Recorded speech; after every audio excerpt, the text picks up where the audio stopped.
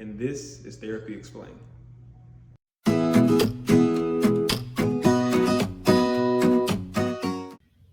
Good morning. Today I'm talking to you about the power of a deep breath. I know what you're thinking.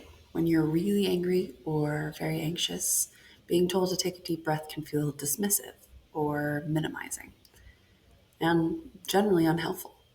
But there's actually a lot of science backing why a deep breath is important. And I'm going to talk to you a little bit about that today and give you some examples of different breaths you can try to find the one that works best for you. So, what's helpful about a deep breath then? So, when we are really upset, we're overwhelmed, we're anxious, we're in our sympathetic system. So, that's our fight or flight.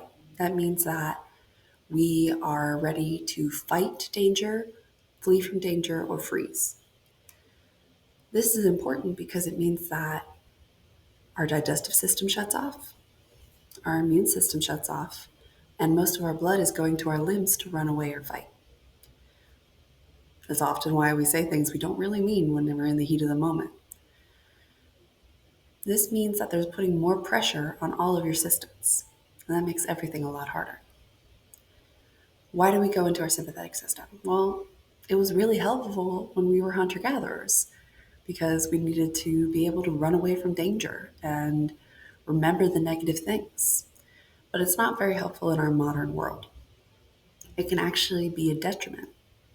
I really like the quote that there's a reason why zebras don't get ulcers. It's because they still need their flight or flight to a degree that we don't. And our anxiety is often us being in fight or flight all the time.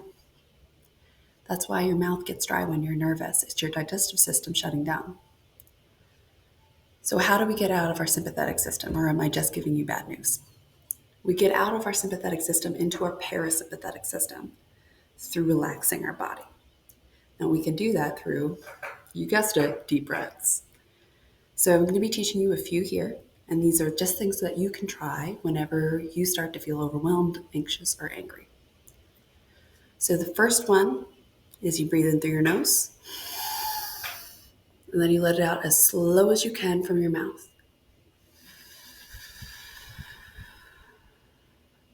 So we're going to do that 3 more times. In through your nose, out through your mouth. In through your nose, out through your mouth. That one can be really helpful when you're very overwhelmed. Another one can be helpful when you're angry and you feel like you can't even take a deep breath. I've been that angry before, I'm sure you have too, where you feel like you can't even catch your breath. You breathe in through your nose and you hiss it out of your mouth. I'm not saying do that in the middle of an important work meeting when someone steals your idea, but step out and do this. Breathe in and hiss out.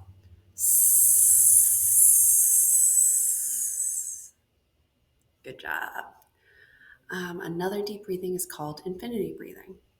So infinity breathing is when you draw an infinity sign, which is just a sideways 8, and you trace that with your finger as you breathe. So I will show that to you now. You can draw this anywhere. You can also just trace it on your skin. But if I draw an infinity, I can do it that small. Doesn't have to be big or taken over a page. I just trace it.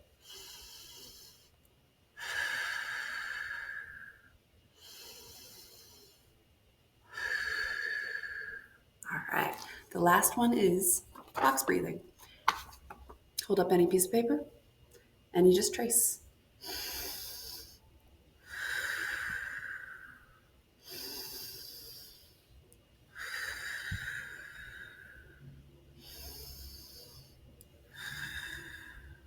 And you can do that anywhere.